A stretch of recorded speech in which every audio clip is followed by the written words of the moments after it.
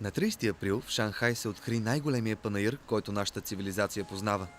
Очаква се до 31 октомври, когато събитието приключва, градът да посрещне над 70 милиона посетители. В рамките на 6 месеца гостите на града ще имат възможността да разгледат павилионите на участниците от над 200 държави и международни организации. Експо Булевардът е най-голямата структура на изложението. Той е на 3 нива, 2 от тях са под земята.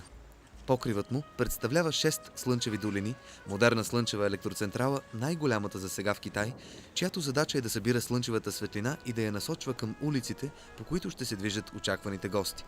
Из панаирните палати хората ще се придвижват с 3 вида автомобили с нулеви вредни емисии. По-добър град, по-добър живот. Експо 2010 се очертава като най-значимото технологично и културно събитие на планетата през 2010 година. За 6 месеца на изложението ще се организират около 20 000 различни събития, сред които и национални дни на съответните страни. Построен е и културен център, чиято основна зала побира 80 000 души и притежава уникална по рода си сцена, осигуряваща 360 градусова видимост. Според китайските медии, Шанхайското експо ще събира милиони участници и десетки милиони зрители в продължение на половин година. Нито едно друго събитие не може да обедини международното общество като него.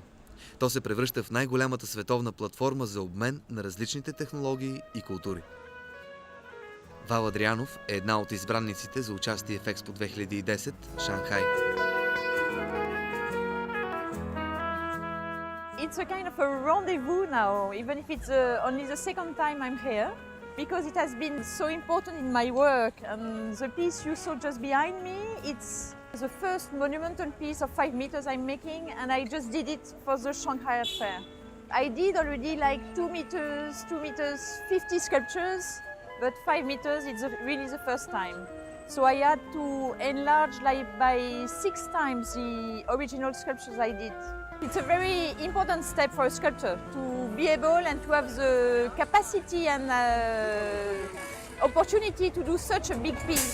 So it's really wonderful, and it's a very deep work because it changed all the scale and what you did before. It's just not only a reproduction. You have to set up like kind of a new balance between the figures and the architecture. Small, you have a complete view when you look at your work, and so it's much easier to find this balance I'm looking in my work between the figures and the architecture, like the humankind and the balance with the world surrounding him. When you work in a much bigger scale, like 5 meters, you cannot see your work in a whole, just like this. So you work on your figures on one side, you are working on one piece of 5 meters, you have to project yourself and you have to use your imagination to know all the pieces you are doing, and you will put them together at the end.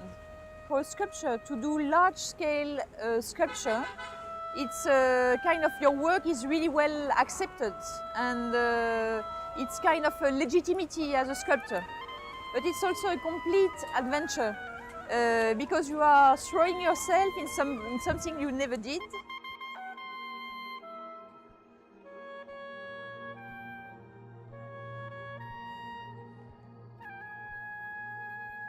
When you work with a foundry, with the time you know each other much better and better, because you learn how to work together. The foundry learns what is important for you, for the artist. There is kind of relationship, of confidence relationship building up together. So going to a new foundry, it's already a challenge. And going to a new foundry, making for the first time a very big piece, a 5-meter piece, it's more than a challenge.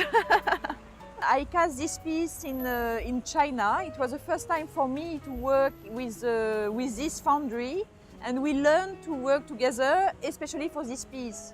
So there are many things going together, and so it's a complete adventure. They have been very nice, and we could work very well together. It was a fantastic experience, actually. I didn't reach my dream. I just put a first step in my dream.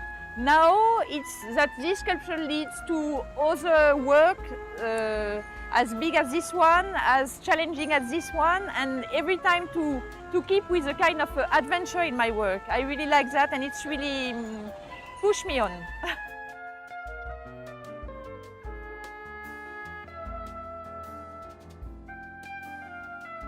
I think creativity in itself is an adventure, because it leads you somewhere, but when you begin, you don't know where it leads you. In that way, it's kind of adventurous. And sometimes it leads you nowhere, and sometimes it leads you in new direction, which reveals itself good. So the change of scale, it's one dimension of the adventure, but it's not the only dimension.